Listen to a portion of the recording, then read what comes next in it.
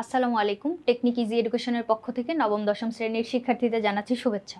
চলো আজকের পর্বে আমরা কতগুলো এমসিকিউ নিয়ে তোমাদের সাথে আলোচনা করি। কি বলছে দেখো তো, প্রথম প্রশ্নটা বলছে যে মনির লাল বা সবুজ বর্ণের পার্থক্য করতে পারে না। মনিরের উল্লেখিত সমস্যার জন্য দায়ী জিনের অবস্থান কোথায়? এখন লাল সবুজ বর্ণ চিনতে না পারাটা, এটাকে আমরা কি বলবো? বর্ণান্ধতা বলবো। কারণ বর্ণ সেইখানে হচ্ছে সে অন্ধ, তার মানে বর্ণ চিনতে পারতেছে না। লাল আর সবুজ বর্ণ যখন তুমি চিনতে পারবা না, তখন আমরা তোমাকে কি বলবো? লাল সবুজ বর্ণান্ধ বলবো। এখন এই যে বর্ণান্ধতার জিন আমরা জানি হচ্ছে সেক্স ক্রোমোজোমের ভিতরে থাকে। আমরা ক্রোমোজোম জানি হচ্ছে দুই ধরনের, একটা অটোজোম আর একটা সেক্স ক্রোমোজোম, তাই না? এর আগের পর্বটাতে আমরা দেখছি। তাহলে এই যে অটোজোম আর সেক্স ক্রোমোজোম ছিল আমাদের কাছে, এইখানে তোমার সেক্স ক্রোমোজোমের ভিতর আমাদের আবার কি কি ছিল? তোমার হচ্ছে এক্স আর ওয়াই, তাই না? এই যে ক্রোমোজোম হচ্ছে তোমার 23 জোড়া অটোজোম, সেক্স ক্রোমোজোমের ভিতরে এখানে যে এক্স এর যখন মিউটেশন ঘটবে, আমরা এক্স ক্রোমোজোমের মিউটেশন ঘটতে দেখি। তখন কি হবে? এক্স ক্রোমোজোমের যদি মিউটেশন হয় তখন আমরা ওই ব্যক্তিটাকে মানে বিভিন্ন ধরনের বংশগত ব্যাধিতে আক্রান্ত হইতে দেখব। এখন মহিলাদের ক্ষেত্রে দেখো, তোমার দুইটাই এক্স ক্রোমোজোম আছে। এখন ওই এক্স ক্রোমোজোমের একটাতে যদি তোমার মিউটেশন সম্পন্ন হয় মনে করো, আরেকটা এক্স দিয়ে কিন্তু সে কাজ চালাতে পারতেছে। কিন্তু পুরুষের ক্ষেত্রে একটা এক্স থাকে, আরেকটা থাকে ওয়াই। এখন এক্স ক্রোমোজোমের মিউটেশন ঘটলো, তার কাছে কিন্তু আরেকটা এক্স ক্রোমোজোম নাই যেটা ব্যাকআপ দিতে পারবে। তখন কি হবে? ওই যে পুরুষটা, সে কিন্তু তোমার সেক্স লিঙ্ক ডিসঅর্ডারে আক্রান্ত হয়ে যায়। তাহলে মহিলাদের ক্ষেত্রে আমরা দেখতে পাই, মানে এক্ষেত্রে আক্রান্ত হওয়ার সম্ভাবনা কম থাকে, বাহক হইতে পারে, আক্রান্তও হয় মাঝে মাঝে, মানে দুইজনের কাছ থেকে যদি জিনটা পায়, মানে অসুস্থতার জিন যদি দুইজনের কাছ থেকে পায়, সেক্ষেত্রে হচ্ছে তোমার বা আক্রান্ত হয়, কিন্তু বেশিরভাগ ক্ষেত্রে আমরা ওদেরকে বাহক হইতে দেখি। এরপরে পুরুষের ক্ষেত্রে আমরা তাদেরকে আক্রান্ত হইতে বেশি দেখি। তাহলে এই জায়গাটায় দেখো, বর্ণান্ধতার ক্ষেত্রে তোমার হচ্ছে চোখের রং শনাক্তকারী পিগমেন্ট নষ্ট হয়ে যাবে। আমাদের চোখে বর্ণ শনাক্তকারী কতগুলো পিগমেন্ট থাকে, যার কারণে আমরা বিভিন্ন বর্ণ স্পেসিফিকভাবে চিনতে পারি। এখন রং শনাক্তকারী পিগমেন্ট যদি নষ্ট হয়ে যায়, তখন তুমি বর্ণ চিনতে পারবা না। তাহলে এই জায়গায় বর্ণ যদি চিনতে না পারো, তখন কি হবে? তুমি হচ্ছে বর্ণান্ধ হয়ে গেলা। একটা পিগমেন্ট যদি নষ্ট হয়ে যায়, তখন আমরা কি করব? লাল আর সবুজ বর্ণ চিনতে পারবো না। একটি পিগমেন্ট নষ্ট হয়ে গেলে আমরা কি করব? লাল সবুজ মানে পার্থক্য করতে পারবো না। আর যদি একাধিক পিগমেন্ট নষ্ট হয়ে যায়, তখন আমরা কি দেখব? নীল আর হলুদ বর্ণ হচ্ছে তারা আলাদা করতে পারে না। তাহলে চলো এবার আমরা, প্রশ্নটাতে আমাদের কি বলছিল? লাল সবুজ বর্ণ পার্থক্য করতে পারতেছিল না মনির, তাই না? তাহলে এইখানে আমাদের যে ক্রোমোজোমটা, ওইটা কই ছিল? আমাদের সেক্স ক্রোমোজোমে অবস্থান করছিল। অটোজোম কোনগুলো? অটোজোম হচ্ছে তোমার দেহকোষে থাকবে, দেহকোষে নারী পুরুষ উভয়ের ক্ষেত্রেই সেম থাকবে। সেন্ট্রোজোম কি? সেন্ট্রোজোম হচ্ছে তোমার এরকম একটা অঙ্গাণু, কোষীয় অঙ্গাণু, সাইটোপ্লাজমীয়, যেখানে তোমার হচ্ছে কোষ বিভাজনের সময় অ্যাস্টার রে বিচ্ছুরিত হয়, স্পিন্ডল যন্ত্র তৈরি হয়, আর বিভিন্ন জীবের চলনাঙ্গ বা ফ্লাজেলা তৈরিতে সাহায্য করে। এটা হচ্ছে এরকম একটা অঙ্গাণু। মাইটোকন্ড্রিয়া কি? Power house. মাইটোকন্ড্রিয়ার ভিতরে হচ্ছে তোমার শ্বসনের গুরুত্বপূর্ণ বিক্রিয়াগুলো সম্পন্ন হয়, যার জন্য আমরা ওকে পাওয়ার হাউস বলবো। এরপরে কি বলছে? বর্ণান্ধতা জিনটির অবস্থান কোথায়? সেম প্রশ্ন। এখানে একটু ঘুরায় বলছে যে তোমার লাল সবুজ চিনতে পারে না, তার মানে ওটা বর্ণান্ধতা। তারপরে ওই জিনটা কই থাকে? আর এখানে ডিরেক্ট বলে দিছে যে বর্ণান্ধতা জিনটির অবস্থান কোথায়? অবশ্যই সেক্স ক্রোমোজোমে। অটোজোমের কথা একটু আগে আমি বলছি। নিউক্লিয়াসকে কিন্তু মনে রাখতে পারো বস অফ সেল বলে। কোন একটা কোষের বস বলা হয় কি জন্য? কারণ ও হচ্ছে যাবতীয় তোমার গুরুত্বপূর্ণ অনেক কাজ সম্পন্ন করে থাকে। এরপরে সেন্ট্রোজোমের কাজও একটু আগে বলছি। এরপরে কোন রঙের বর্ণান্ধতাকে সার্বজনীন বর্ণান্ধতা বলে? ওই যে ওখানে একটা পিগমেন্ট নষ্ট হয়ে গেলে আমাদের কি হয়েছিল? লাল সবুজ বর্ণান্ধতা দেখা দিছিল না? লাল সবুজ বর্ণান্ধতা এটা হচ্ছে তোমার সার্বজনীন বা সর্বজনীন। কি জন্য? কারণ একটা মাত্র পিগমেন্ট নষ্ট হয়ে গেলে এই সমস্যাটা দেখা দেয়। এখন একটা পিগমেন্ট নষ্ট হওয়া মানে এটা যে কোনো কারণে হতে পারে, তোমার বংশগতভাবেও এটা আসতে পারে। এছাড়াও তুমি যদি বাত রোগের জন্য হাইড্রোক্সিক্লোরোকুইনিন খাও, সেক্ষেত্রেও কিন্তু তোমার চোখের রং শনাক্তকারী পিগমেন্টটা নষ্ট হয়ে যাইতে পারে। তখনও কিন্তু তোমার এই সমস্যাটা হবে, মানে তুমি রং চিনতে পারবা না। তাহলে এই যে লাল সবুজ বা একটা পিগমেন্ট নষ্ট হওয়ার সময় আমরা যেটা দেখতে পাই যে বর্ণান্ধতাটা, এটাকে আমরা বলবো হচ্ছে সর্বজনীন বর্ণান্ধতা। এখানে লাল নীল লাল বেগুনি না, এগুলো একটাও না। লাল সবুজ হচ্ছে তোমার সর্বজনীন বা বেশিরভাগ ক্ষেত্রে আমরা দেখতে পাই। এবার প্রতি 10 জনে, মানে 10 জন পুরুষের ভিতরে, এটা কিন্তু পুরুষের হিসাব, মানে পুরুষরা এই রোগে বেশি আক্রান্ত হয়, আমি একটু আগেই বলছিলাম। এরকম পুরুষের ক্ষেত্রে 10 জন পুরুষ যদি তুমি নাও, সার্ভে করলে দেখতে পাবা ওই 10 জনে একজন কিন্তু তোমার বর্ণান্ধ। তাহলে 10 জন পুরুষের মধ্যে একজন যদি বর্ণান্ধ হয় তাহলে 150 জনের ভিতর কতজন হবে? দেখো 10 জনে একজন, তাহলে একজনে কত? 1/10 আর 150 জনে কত? 150। এবার 0 0 কেটে দাও, 15 জন, তাই না? 15 জন। 150 জনের ভিতর আমরা 15 জন পুরুষকে বর্ণান্ধ পাবো। এরপরে কতজনের মধ্যে একজন পুরুষ বর্ণান্ধ হয়? 10 জনের মধ্যে। একটু আগে আমি বলছি, এটা তোমার মনে রাখা লাগবে। 10 জনের ভিতরে একজন পুরুষ, কিন্তু এই জায়গাটা কিন্তু আমরা পুরুষের হিসাব করতেছি, পুরুষ হচ্ছে বর্ণান্ধ। সাধারণ শতকরা কতজন পুরুষে কালার ব্লাইন্ড হয়? এখন 10 জনে একজন, এখানে শতকরা বলছে, শতকরা বলছে 10 জনে যদি একজন হয় তাহলে 100 জনে কত? 10 জন। তুমি যদি এভাবে মুখে না করতে পারো ঐকিক নিয়মে করে বের করো, 10 জনই হবে। প্রতি 100 জনে কতজন লোক বর্ণান্ধ? শতকরা বলে দেওয়া, 100 জনে কত বলে দেওয়া, সেম কথা, তাই না? তাহলে 100 জনে কত? 10 জন। কোন ওষুধ সেবনের পার্শ্ব প্রতিক্রিয়া? একটু আগে বলছি যে বাত রোগের জন্য তুমি যদি হাইড্রোক্সিক্লোরোকুইনিন খাও সেক্ষেত্রে তোমার রং শনাক্তকারী পিগমেন্ট নষ্ট হয়ে যাবে। তাহলে হাইড্রোক্সিক্লোরোকুইনিন তুমি শুনলা আমার কাছে একবার, কিন্তু এখানে দেখো প্রথম অপশনটাতেই তোমার ট্র্যাপ করে দেওয়া আছে। ট্যাপে ফালানোর জন্য দেখো হাইড্রোক্সিক্লোরোকুইনিন না লিখে কুইনিন লিখছে শুধু। এখন তুমি আবার মনে করো না যে এটা হচ্ছে একই কথা, হাইড্রোক্সিক্লোরোকুইনিন আর কুইনিন কিন্তু এক না। তাহলে তোমাকে ট্র্যাপে ফালানোর জন্য হাইড্রোক্সি কুইনিন লিখে দিছে, এটা কিন্তু উত্তর না। উত্তর হচ্ছে দেখো ক্লোরোকুইনিন, হাইড্রোক্সিক্লোরোকুইনিন হচ্ছে এখানে আমাদের সঠিক উত্তর। এরপরে কি বলছে দেখো তো, অসুস্থ বাবা ও বাহক মা এর মিলনে উৎপন্ন সন্তানদের শতকরা কত ভাগ বর্ণান্ধ হবে? এখন তোমাকে এই জায়গাটায় ক্রস শিখা লাগবে। আমি তোমাকে শিখাই দিই, মানে ক্রসটা যদি তুমি পারো সেক্ষেত্রে কি হবে, যেটাই বলুক, অসুস্থ বাবা বলুক, বাহক মা বলুক, সুস্থ মা, তারপরে অসুস্থ বাবা, এরকম যেরকমই বলুক তুমি ক্রসটা ঘটাইতে পারবা। তাহলে চলো ক্রসটা আমরা করি। অসুস্থ বাবা বলছে, বাবার ক্ষেত্রে ক্রোমোজোম আমাদের কিরকম থাকে? এক্স আর ওয়াই থাকে, তাই না? এক্স আর ওয়াই। এখন বাবাকে বলছে অসুস্থ, অসুস্থতার জিন কোথায় থাকবে? অবশ্যই এক্স ক্রোমোজোমে থাকবে, তাই না? আমি বলছি এক্স ক্রোমোজোমের মিউটেশনের কারণে এই রোগগুলো হয়, তাহলে এক্স ক্রোমোজোমে আমি মিউটেশন দিলাম। এরপরে বাহক মা, মায়ের ক্ষেত্রে কিরকম ক্রোমোজোম থাকে? তোমার দুইটাই এক্স থাকে। এখন মা যেহেতু বাহক, মায়ের একটা ক্রোমোজোমে হচ্ছে মিউটেশন থাকবে, তাহলে দাও একটা ক্রোমোজোমে মিউটেশন দাও। এবার ওদের ভিতরে চলো আমরা ক্রস ঘটাই, এই এক্স এর সাথে এইটা, এই এক্স এর সাথে আবার এইটা। কিরকম পাইলাম? একটা এক্স প্রাইম পাইলাম, একটা এক্স প্রাইম পাইলাম, একটা এক্স প্রাইম, আবার ওয়াই, আবার এই ওয়াই এর সাথে এটা, ওয়াই এর সাথে এটা, এক্স প্রাইম ওয়াই আর এক্স ওয়াই। তাহলে আমাদেরকে জিজ্ঞেস করছে শতকরা কত ভাগ বর্ণান্ধ হবে। এখন বর্ণান্ধ কে কে হইলো দেখো তো, এই যে কন্যা, এই কন্যাটার দুইটা এক্সেই হচ্ছে তোমার মিউটেশন ঘটছে, তাহলে এই কন্যাটা হবে হচ্ছে আমাদের বর্ণান্ধ।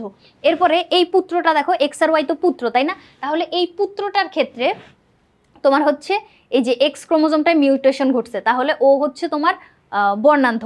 আবার এই পুত্রটায় দেখো, এই পুত্রটাতেও আমরা কি দেখতে পাইতেছি, এখানেও হচ্ছে তোমার এক্স ক্রোমোজোমে, এই যে এক্স ক্রোমোজোমে হচ্ছে আমাদের মিউটেশন আছে, এই যে ওয়াইটা এসে এই এক্সটার সাথে যুক্ত হয়েছে, তাহলে এক্স ক্রোমোজোমে এখানে মিউটেশন দেখা যাচ্ছে, তার মানে এই পুত্রটাও হচ্ছে আমাদের বর্ণান্ধ।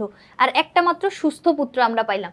এখন এইগুলো সবগুলোকে যদি আমরা 25-25 করে ধরি, 25 করে সবগুলাতে হচ্ছে 4-25-100 আমাদের হয়, আমাদের শতকরার হিসাব করতে বলছে, তাহলে 75 দাঁড়ায়, তাই না? হ্যাঁ 75। তাহলে 75 ভাগ অসুস্থ বাবা বাহক মিলনের ফলে সন্তানের শতকরা কত ভাগ বর্ণান্ধ হবে? হ্যাঁ, আমরা এই যে 3টা সন্তান হচ্ছে এখানে বর্ণান্ধ পাচ্ছি, যেখানে 75 ভাগ আমরা বলতে পারি, তাই না? এরপরের প্রশ্নটা কি বলছে দেখো তো, রাহি একজন বর্ণান্ধ, সে স্বাভাবিক দৃষ্টি সম্পন্ন রুহিকে বিয়ে করলো, কিছুদিন পরে তাদের সন্তান হলো। এখন এই জায়গাটাকেও তোমার ক্রস ঘটাইতে হবে। এখন ক্রস যে আমরা সম্পন্ন করব, এই ক্রসগুলা তোমাকে অবশ্যই নিজে নিজে হচ্ছে মানে প্রশ্নে যেটা বলে দেবে ওই অনুযায়ী হচ্ছে করতে পারা লাগবে। রাহি একজন বর্ণান্ধ, তাহলে বাবাটাকে আমরা কি ধরবো? বর্ণান্ধ বলবো। তাহলে বাবার ক্রোমোজোম কি আছে? এক্স আর ওয়াই। এখন এক্স ওয়াই এর ভিতর বর্ণান্ধ, তার মানে এক্স ক্রোমোজোমে থাকবে মিউটেশন। স্বাভাবিক দৃষ্টি সম্পন্ন রুহিকে বিয়ে করলো, এখন রুহি কই? এই যে এক্স ক্রোমোজোম। মায়ের ক্ষেত্রে আমরা দুইটাই এক্স ক্রোমোজোম পাই, যেখানে হচ্ছে বলছে তোমার স্বাভাবিক দৃষ্টি, তাহলে দুইটা ক্রোমোজোমই হচ্ছে মানে সুস্থ। এরপরে এবার ক্রস ঘটাও, এই এক্স এর সাথে এটা আবার এটা, তাহলে x prime X, X prime x, এই ওয়াই এর সাথে আবার এক্স, ওয়াই এর সাথে এক্স, তাহলে এক্স ওয়াই এক্স ওয়াই। এখন দুইটা কন্যা পাইলাম, দুইটা পুত্র পাইলাম, তাই না? কন্যা দুইজনই হচ্ছে তোমার বাহক হিসেবে কাজ করতেছে, কি জন্য দেখো, কারণ একটা মাত্র এক্সে হচ্ছে তোমার মিউটেশন, তাহলে কন্যা দুইজনই তোমার বাহক আর পুত্র দুইজনই হচ্ছে সুস্থ। তাহলে আমরা এরকম অনুপাতটা পাইলাম। এখন আমাদের প্রশ্ন কি বলছে, রাহির বর্ণান্ধতার কারণ। আমরা জানি বর্ণান্ধতার যে সমস্যাটা এটা বংশ পরম্পরায় প্রবাহিত হয়, বা এটা হচ্ছে একটা সেক্স লিঙ্ক ডিসঅর্ডার, যেটার কারণে আমরা এটাকে কি বলবো, বংশগতি, মানে বর্ণান্ধতার কারণ হিসেবে আমরা বংশগতি বলতে পারবো। এটা কোনো ভাইরাসের কারণে হয় না, এটা কোনো ভিটামিনের কারণেও হয় না। রস্যদৃষ্টি, এটা কিন্তু তোমরা ফিজিক্সে পড়ছো তাই না, ফিজিক্সের 9 অধ্যায়ে মনে হয়, ওইখানে হচ্ছে তোমার দূরের জিনিস দেখতে না পাইলে কি বলে, কাছের জিনিস দেখতে না পাইলে কি বলে, এরকম সমস্যা একটা চোখের, মানে দেখতে না পারার সমস্যা। তাহলে এটা বর্ণান্ধতার কোনো কারণ না, বর্ণান্ধতার কারণ হচ্ছে বংশগতি। এরপরে রাহি ও রুহি বংশধরদের মধ্যে কি কি পাবো দেখো তো, প্রথম বংশধরের সবাই স্বাভাবিক দৃষ্টি সম্পন্ন হয়।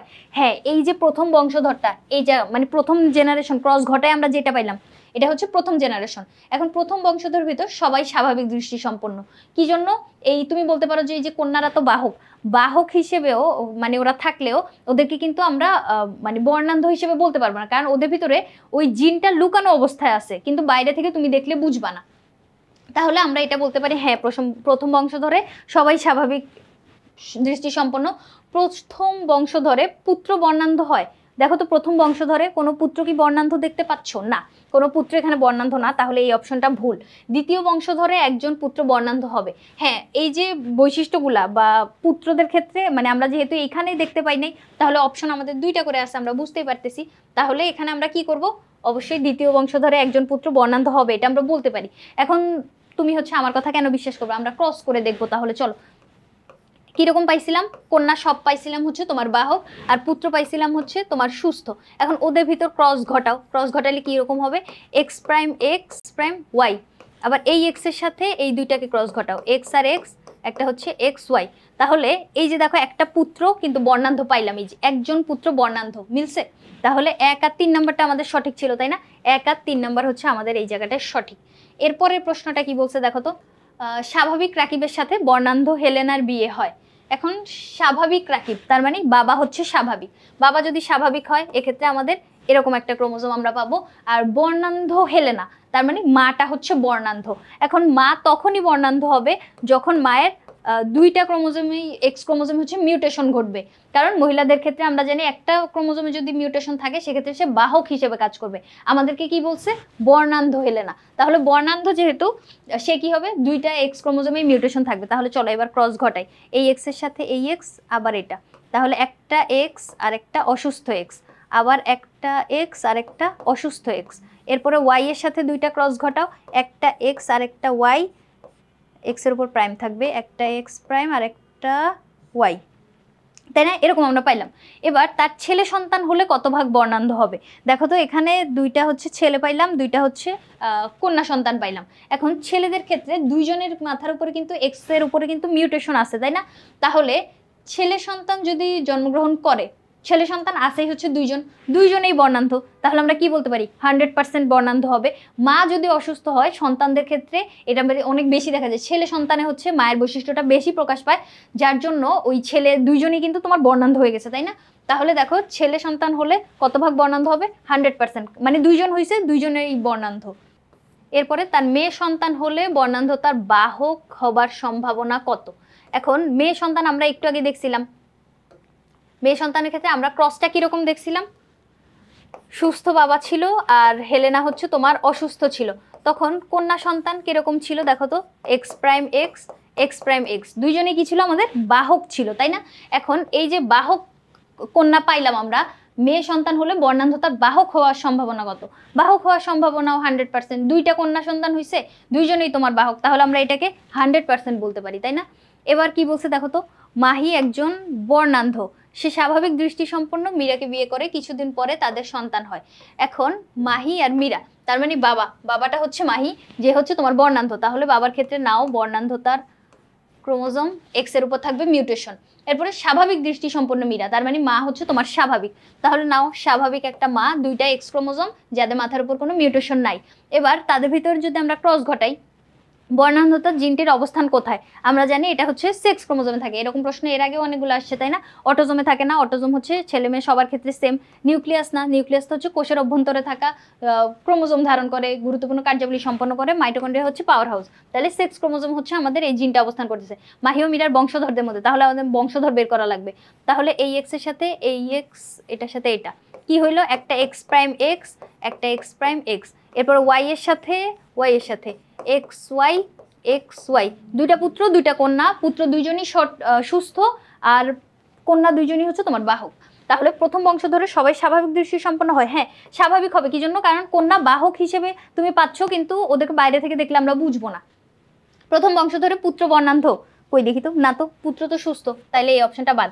দ্বিতীয় বংশধরে একজন পুত্র বর্ণান্ধ, হ্যাঁ দ্বিতীয় বংশধরে আবার বর্ণান্ধ হবে। এখান থেকে নাও দুইজন, একটা কন্যা আর একটা পুত্র, এখান থেকে যদি নাও সেক্ষেত্রে দেখো এরকম ক্রস যদি তুমি ঘটাও, X prime X, X prime Y, এই এক্স এটার সাথে এটার সাথে এক্স না এক্স আর এক্স, এখানেও এক্স আর ওয়াই, তাহলে দুইটা কন্যা দুইটা পুত্র পাইলাম, যেখানে এই যে একটা পুত্র দেখো ও কিন্তু বর্ণান্ধ, তাই না, ওর একটা মাত্র এক্স, ওখানে হচ্ছে মিউটেশন, তাহলে দুইটা বংশধরের ভিতর একজন দ্বিতীয় বংশধরে একজন পুত্র বর্ণান্ধ পাইলাম। 1 আর 3 নাম্বারটা এখানে আমরা সঠিক বলতে পারবো।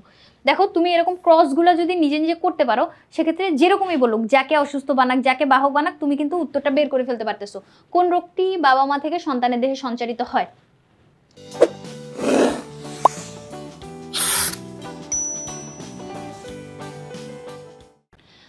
এখন বর্ণান্ধতা যেরকম তোমার হচ্ছে বংশগত একটা ব্যাধি, যেটা পিতামাতার কাছ থেকে তোমার কাছে আসতেছে, এরকমই আরেকটা বংশগত ব্যাধি হচ্ছে তোমার থ্যালাসেমিয়া। থ্যালাসেমিয়া হচ্ছে এরকম একটা রোগ যেখানে লোহিত রক্তকণিকার অস্বাভাবিকতা দেখা দেয়। লোহিত রক্তকণিকার অস্বাভাবিকতা জনিত একটা রোগ। এই রোগটাও কিন্তু তোমার পিতামাতার কাছ থেকে আসবে। তাহলে আমরা এখানে কি বলবো, থ্যালাসেমিয়া। বাকি রোগগুলা কি, প্যারালাইসিস। প্যারালাইসিস আমরা জানি হচ্ছে তোমার স্নায়বিক বৈকল্যজনিত একটা রোগ, যেখানে হচ্ছে তুমি স্নায়ুগুলা কাজ করে না, যার জন্য তুমি অনুভূতি গ্রহণ করতে পারো না বা কাজগুলো করতে পারো না। প্যারালাইস, এটা কিন্তু তোমরা সবাই এটার সাথে পরিচিত। এরপরে বৃক্কে পাথর। বৃক্কে পাথর তোমার হচ্ছে পানি কম খাওয়ার কারণে হয়। পানি যদি তুমি কম খাও সেক্ষেত্রে বৃক্কে পাথর হওয়ার ঘটনাটা আমরা দেখি, এটা কিন্তু আমাদের অষ্টম অধ্যায়ের একটা কনসেপ্ট, তাই না। এরপরে ব্রঙ্কাইটিস। ব্রঙ্কাইটিস হচ্ছে তোমার শ্বাসনালীর একটা প্রদাহ, মানে ব্রঙ্কাসের, শ্বাসনালী বলতে আমরা হচ্ছে এই যে শ্বসনতন্ত্রের সাথে জড়িত ব্রঙ্কাস ব্রঙ্কিওল এই সব কিছু আছে, তাহলে ওই জায়গায় যদি প্রদাহ সৃষ্টি হয় সেক্ষেত্রে আমরা ব্রঙ্কাইটিস দেখতে পাবো। কিন্তু এই রোগগুলা কোনোটাই হচ্ছে তোমার মানে পিতামাতার কাছ থেকে আসে না, পিতামাতার কাছ থেকে আসে হচ্ছে থ্যালাসেমিয়া। নিচের কোনটি বংশগতি ব্যাধি বা অস্বাভাবিকতা জনিত রোগ? নিচের কোনটি বংশগত, আচ্ছা বংশগতি ব্যাধি জিজ্ঞেস করছে। ক্যান্সার কিন্তু বংশগতির মাধ্যমে আসে না, এটা হচ্ছে তোমার মাইটোসিস কোষ বিভাজনের, মানে অনিয়ন্ত্রিত মাইটোসিস কোষ বিভাজনের কারণে হয়। হাঁপানি, ব্রঙ্কাইটিস এগুলো হচ্ছে আমাদের বংশগত না, বংশগত হচ্ছে থ্যালাসেমিয়া। বর্ণান্ধতা আর থ্যালাসেমিয়া, যদি থ্যালাসেমিয়া না দিয়ে এখানে বর্ণান্ধতা দিত তাহলে আমরা ওইটা হচ্ছে উত্তর দাগাইতাম। এরপরে থ্যালাসেমিয়া রোগ আক্রান্তদের ক্ষেত্রে কোনটি নষ্ট হয়ে যায়? কোন কোষের প্রোটিনের জিন নষ্ট হয়ে যায়? এটা হচ্ছে তোমার লোহিত রক্তকণিকা, মানে যে থ্যালাসেমিয়া আমি তোমাকে বলছিলাম যে সংজ্ঞাটা কিরকম বলছিলাম, লোহিত রক্তকণিকার অস্বাভাবিকতা জনিত একটা সমস্যা। তাহলে এই সমস্যাটা যদি হয় সেক্ষেত্রে কোথায় সমস্যা দেখা দিবে? লোহিত রক্তকণিকায়, শ্বেত রক্তকণিকায় না, অনুচক্রিকায়ও না, প্লাজমাতেও না। শ্বেত রক্তকণিকা কিন্তু আমাদের জীবাণু ভক্ষণ করার কাজগুলা করে, এটা তুমি জেনে রাখতে পারো, ফ্যাগোসাইটোসিস পদ্ধতিতে জীবাণু ভক্ষণ করে। অনুচক্রিকা কি করে? অনুচক্রিকা হচ্ছে আমাদের রক্ত জমাট বাঁধাইতে সাহায্য করে। রক্ত জমাট বলতে কোনো জায়গায় যদি কেটে যায় সেই জায়গাটা রক্ত জমাট বাঁধাইতে। এরপরে প্লাজমা। প্লাজমা হচ্ছে তোমার রক্তের ভিতরে থাকা কিছু লিকুইড। হিমোগ্লোবিন বহনকারী কণিকাটি নষ্ট হয়ে গেলে কোন রোগটি? হিমোগ্লোবিন কে বহন করে? লোহিত রক্তকণিকা। হিম শব্দের অর্থ কি? হিম হচ্ছে তোমার আয়রন থেকে আসছে, আর গ্লোবিন অর্থ হচ্ছে প্রোটিন। তাহলে এই যে হিমোগ্লোবিন কথাটা, এটা হচ্ছে আমাদের আয়রন থাকবে একটা প্রোটিনের সাথে। এই যে আয়রন থাকার কারণে কিন্তু রক্ত লোহিত বর্ণের দেখায় বা লাল বর্ণের দেখায়। তাহলে লাল রক্তকণিকা যেটা, ওইটা যদি নষ্ট হয়ে যায়, বা হিমোগ্লোবিন বহন করে যে কণিকাটা, ওইটাই হচ্ছে লোহিত রক্তকণিকা, নষ্ট হয়ে গেলে আমরা কি বলছি? তোমার লোহিত রক্তকণিকার অস্বাভাবিকতা জনিত রোগটাই হচ্ছে তোমার থ্যালাসেমিয়া। বন্ধ্যাত্বতা না, বন্ধ্যাত্ব হচ্ছে তোমার নির্দিষ্ট একটা বয়স পরে মহিলাদের মেনোপজ ঘটে, বা ওরা হচ্ছে সন্তান জন্মদানের ক্ষেত্রে তখন অক্ষম হয়ে যায়, মানে আর সন্তান ধারণ করতে পারে না বা জন্ম দিতে পারে না, সেই সমস্যাটাকে আমরা বলবো হচ্ছে বন্ধ্যাত্ব। লিউকেমিয়া কি? লিউকেমিয়া হচ্ছে তোমার শ্বেত রক্তকণিকার অস্বাভাবিকতা জনিত একটা রোগ। এখানে কিন্তু আমাদের শ্বেত রক্তকণিকা না, মানে হিমোগ্লোবিন বহন করে লোহিত, আর থ্যালাসেমিয়াতে আমরা লোহিত রক্তকণিকার ঘটনা দেখি। এরপরে কালার ব্লাইন্ডনেস। কালার ব্লাইন্ডনেস তো হচ্ছে তোমার একটা বংশগত ব্যাধি যেখানে মানুষ হচ্ছে বর্ণ শনাক্তকরণ করতে পারে না। এরপরে প্রশ্নটা দেখো তো, থ্যালাসেমিয়া রোগের কারণ কোনটি? থ্যালাসেমিয়া রোগের কারণ হচ্ছে ত্রুটিপূর্ণ লোহিত রক্তকোষ উৎপাদন। হ্যাঁ, শ্বেত রক্তকণিকায় অ্যান্টিবডি তৈরি না, শ্বেত রক্তকণিকার সাথে এটার কোনো সম্পর্ক নাই। অণুচক্রিকার পরিমাণ বেড়ে যাওয়া না, অণুচক্রিকার সাথেও সম্পর্ক নেই। শ্বেত রক্তকণিকার পরিমাণ বেড়ে যাওয়া না, এটাকে আমরা বলবো হচ্ছে লিউকেমিয়া। শ্বেত রক্তকণিকার পরিমাণ যদি বেড়ে যায় এটাকে বলবো হচ্ছে লিউকেমিয়া। কিন্তু আমাদের জিজ্ঞেস করছে থ্যালাসেমিয়া, তাহলে ত্রুটিপূর্ণ লোহিত রক্তকণিকা। এরপরে লোহিত রক্তকণিকা কয় ধরনের প্রোটিন থাকে? এটা হচ্ছে 2 ধরনের। কিরকম? একটা হচ্ছে তোমার আলফা আর একটা বিটা। লোহিত রক্তকণিকায় আলফা আর বিটা 2 ধরনের প্রোটিন থাকে। এই 2টা প্রোটিনের অভাব দেখা দিলে 2 ধরনের থ্যালাসেমিয়া আমরা দেখতে পাই। যদি আলফা প্রোটিনের অভাব দেখা দেয় আলফা থ্যালাসেমিয়া, বিটা প্রোটিনের অভাব দেখা দিলে বিটা থ্যালাসেমিয়া। তাহলে লোহিত রক্তকণিকায় প্রোটিন কয় ধরনের থাকলো? 2 ধরনের। থ্যালাসেমিয়া মেজরের ক্ষেত্রে কোনটি প্রযোজ্য? আচ্ছা, এখানে প্রোটিনের ভিত্তিতে আবার 2 ধরনের। আবার থ্যালাসেমিয়া তোমার কোথা থেকে তুমি জিনটা পাচ্ছ, পিতামাতা দুইজনের কাছ থেকে যদি জিন পাও সেক্ষেত্রে তোমার হচ্ছে মেজর বা অনেক বেশি সমস্যাটা দেখা দিবে। যেমন তোমার হচ্ছে পিতার কাছেও তোমার থ্যালাসেমিয়ার জিনটা আছে, পিতাও হচ্ছে আক্রান্ত, মা আবার বাহক, তাহলে দুইজনের কাছ থেকে যদি তুমি জিনটা পেয়ে যাও সেক্ষেত্রে হচ্ছে আমরা থ্যালাসেমিয়া মেজরটা দেখতে পাবো। আর মাইনর হচ্ছে তুমি যে কোনো একজনের কাছ থেকে যদি পাও সেক্ষেত্রে আমরা বলবো থ্যালাসেমিয়া মাইনর। এখন মেজর আর মাইনর ক্ষেত্রে মেজরটা তখনই দেখা দেয় যখন তুমি কোনো নিকট আত্মীয়র সাথে বিবাহ বন্ধনে আবদ্ধ হচ্ছ, যেমন কাজিনদের সাথে অনেকে আমরা বিবাহ বন্ধনে আবদ্ধ হইতে দেখি। সেক্ষেত্রে তোমার এই বংশগত ব্যাধিগুলো কিন্তু হওয়ার সম্ভাবনা বহুগুণ বেড়ে যায়। এজন্য এই বংশগত ব্যাধিগুলা ঠেকানোর জন্য এটা কিন্তু আমরা একটা মানে প্রতিকার হিসেবে ব্যবহার করতে পারি যে নিকট আত্মীয় বা কাজিনদের ভিতরে যাতে বিবাহ না হয়, এটা হচ্ছে খেয়াল রাখা। এরপরে মেজরের ক্ষেত্রে তোমার যে সন্তানটা থাকে সে হচ্ছে মাতৃগর্ভে থাকা অবস্থায় মৃত্যুবরণ করে। আর যদি ভূমিষ্ঠ হয়, মানে মাইনর যদি হয় সেক্ষেত্রে ভূমিষ্ঠ হওয়ার পরেও ওরা অনেক বেশি রেস্ট্রিক্টেড লাইফ লিড করে। এরপরে হচ্ছে তোমার 30 বছর পর্যন্ত, মানে 30 বছর পর পর্যন্ত আর হচ্ছে বাঁচানো যায় না। তাহলে থ্যালাসেমিয়া মেজরের ক্ষেত্রে আমরা কি বলছি? বাবা মা দুইজনের কাছ থেকেই জিনটা পাবে। হ্যাঁ, বাবা অথবা মা না, অথবা বলতে তো আমরা যে কোনো একজন বুঝাই, তাহলে যে কোনো একজন তো এখানে হবে না। কোনো উপসর্গ দেখায় না, না এখানে অনেক বেশি উপসর্গ, রক্তশূন্যতার যে লক্ষণগুলা ওই সবগুলো উপসর্গ আমরা এখানে দেখতে পাই। তাহলে এখানে না বলছে এই অপশনটা বাদ। কেবলমাত্র জিনের বাহক হিসেবে কাজ করে না, এখানে মেজরে যারা আক্রান্ত তারা জিনের বাহক হিসেবে কাজ করে না, তারা হচ্ছে একদম বেশি আক্রান্ত হয়, মানে একদম পুরোপুরি আক্রান্ত, বাহক হয় না। তাহলে এখানে যেহেতু বাহক বলছে এইটাকে আমরা বাদ দিতে পারি। তাহলে থ্যালাসেমিয়া মেজরের ক্ষেত্রে কি হইলো? বাবা মা দুইজনের কাছ থেকেই সন্তান জিনটা পাইলো। এরপরে থ্যালাসেমিয়া বাহক বাবা ও বাহক মায়ের সন্তানদের থ্যালাসেমিয়া সন্তান জন্মের সম্ভাবনা। তাহলে এই জায়গাটা আমাদের ক্রস ঘটানো লাগবে। কিরকম ক্রস হবে দেখো তো? থ্যালাসেমিয়ার বাহক বাবা, এখন থ্যালাসেমিয়া জিনটা আমরা কিভাবে নিব? একটা বড় হাতের আর, একটা ছোট হাতের আর। বড় হাতের আর হচ্ছে তোমার সুস্থ, ছোট হাতের আর হচ্ছে তোমার অসুস্থ। এখন থ্যালাসেমিয়া বাহক বাবা, বাহক কারণ ওর কাছে একটা মাত্র জিন আছে। আবার বাহক মা, মাও বাহক হবে, বড় হাতের আর ছোট হাতের আর।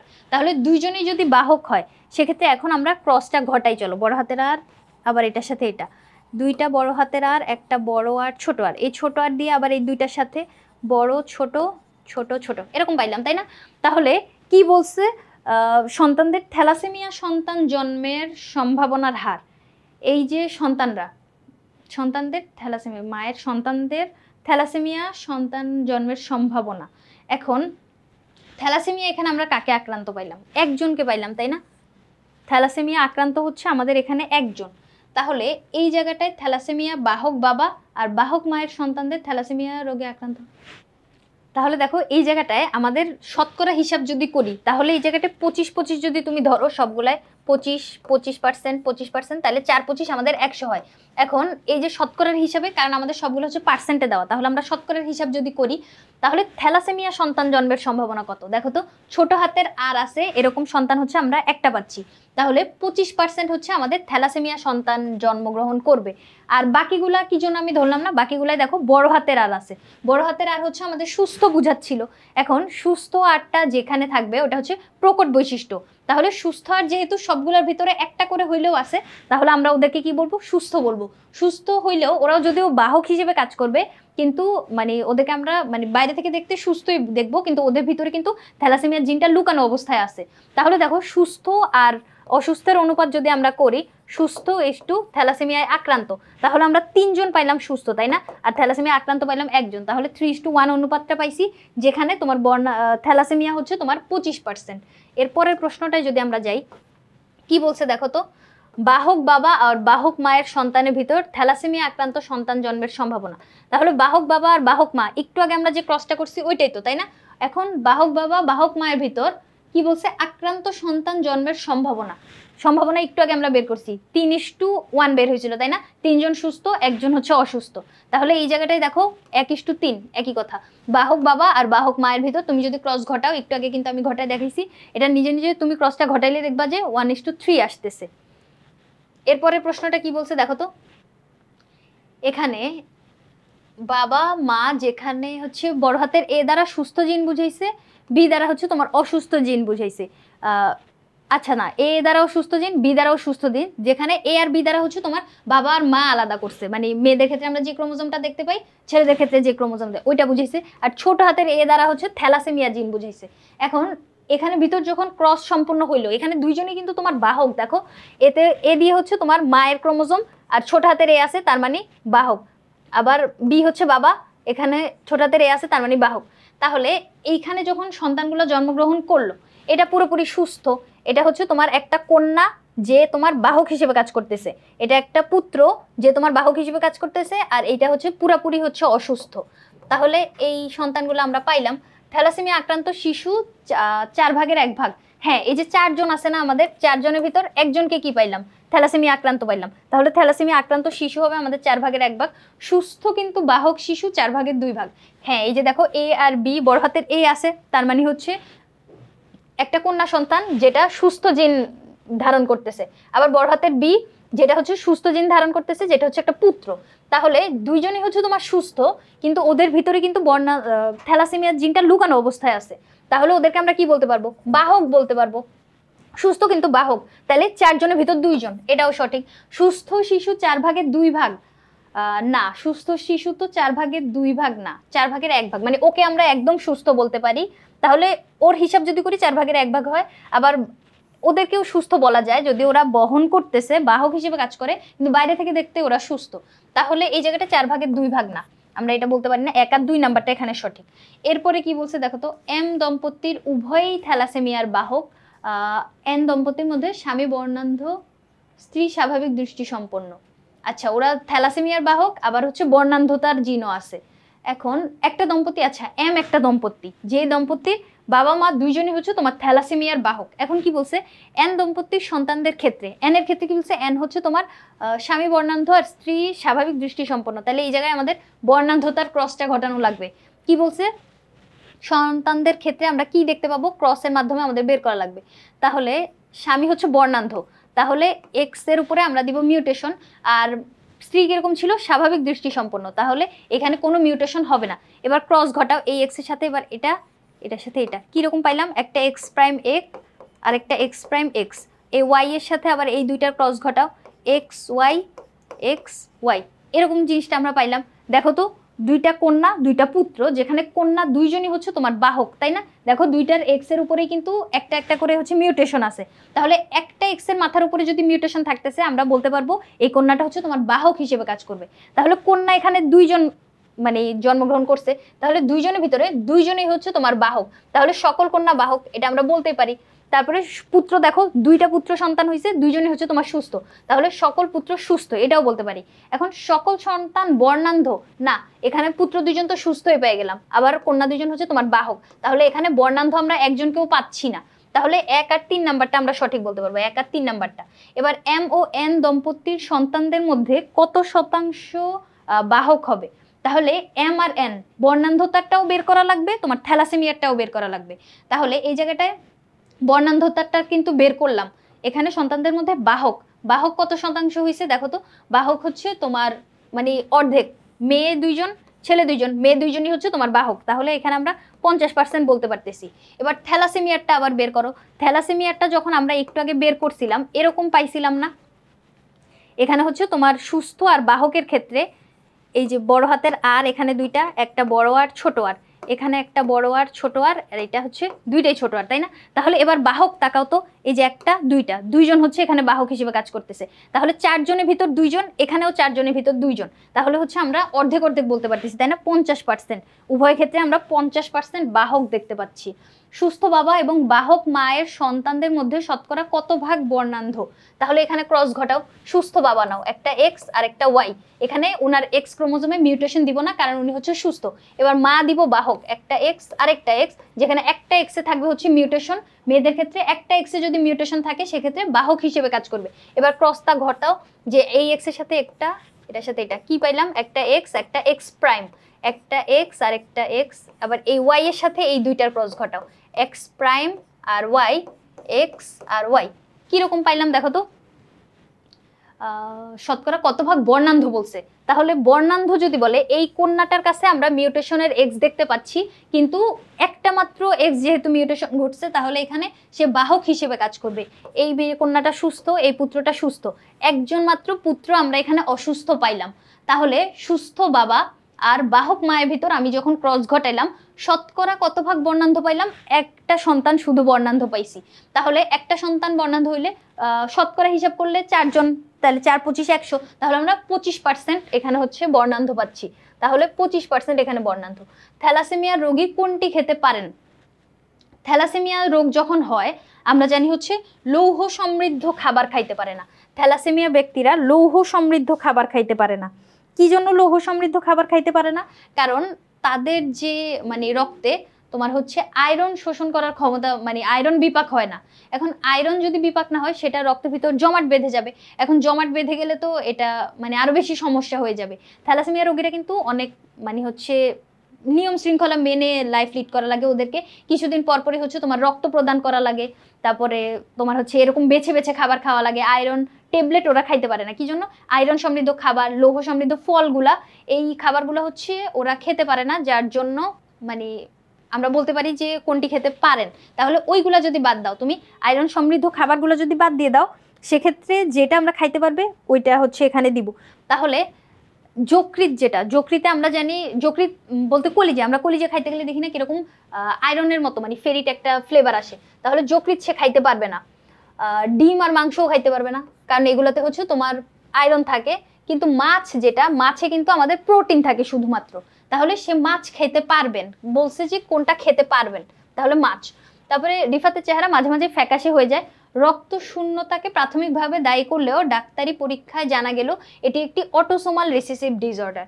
এখন এই যে অটোসোমাল রিসেসিভ ডিসঅর্ডার ভিতর এটা হচ্ছে আমরা থ্যালাসেমিয়ার যে জিনটা, এটা যদি তুমি দুইজনের কাছ থেকেই পাচ্ছ তখন এটাকে আমরা অটোসোমাল রিসেসিভ ডিসঅর্ডার বলবো। রিফাতের রোগের জিন কার নিকট থেকে এসেছে? আচ্ছা, এই যে জিনটা অর্থাৎ তোমার থ্যালাসেমিয়ায় আক্রান্ত হওয়ার ক্ষেত্রে এটা আমরা জানি বংশগতির মাধ্যমে আসে, হয় বাবা না হলে মা, যে কোনো কারো কাছে থেকেই আসতে পারে। কিন্তু এখানে যেহেতু আমাদেরকে অটোসোমাল রিসেসিভ ডিসঅর্ডার বলে দিছে, তার মানে এটা হচ্ছে তোমার দুইজনের কাছ থেকে আসবে, বাবা থেকেও আসবে মা থেকেও আসবে, তখন আমরা এটাকে বলবো অটোসোমাল রিসেসিভ ডিসঅর্ডার। তাহলে শুধু বাবা না, শুধু মা না, দাদার কাছ থেকেও না, বাবা মা উভয়, ইয়েস বাবা মা উভয়ের কাছ থেকে যদি এই জিনটা পায় তখন হচ্ছে ওর মানে যে অটোসোমাল রিসেসিভ ডিসঅর্ডার যেহেতু বলছি সেহেতু দুজনের কাছ থেকে আসবে। তারপরে এই রোগের ক্ষেত্রে কি হয় দেখো তো, শ্বেত রক্তকণিকা নষ্ট হয়ে যায়। এই রোগটা কোন রোগ? ওই যে থ্যালাসেমিয়া। তাহলে শ্বেত রক্তকণিকা না, শ্বেত রক্তকণিকার সাথে এই রোগের কোনো সম্পর্ক নেই, আমাদের সম্পর্ক হচ্ছে রেড ব্লাড সেলের সাথে, অর্থাৎ লোহিত রক্তকণিকার সাথে।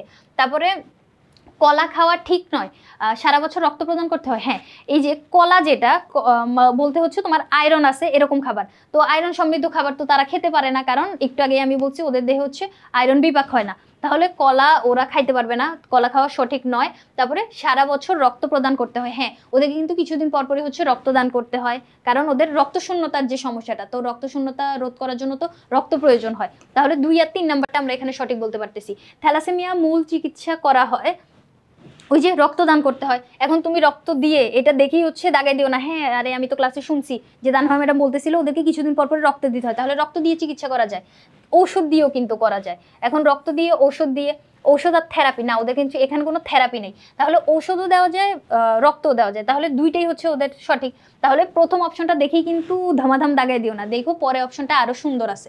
তাহলে রক্ত আর ঔষধ দুইটা দিয়ে হচ্ছে ওদের চিকিৎসাটা করানো হয়।